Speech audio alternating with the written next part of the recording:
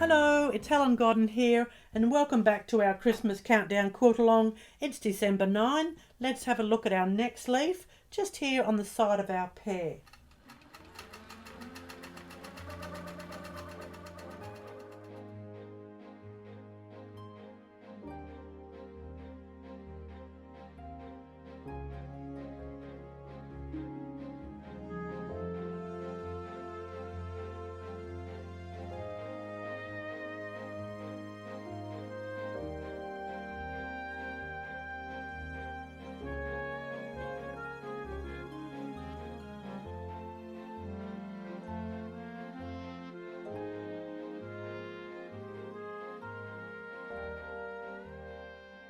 There we go, creating that lovely little crescent shape and just echoing that along until you've filled the whole leaf.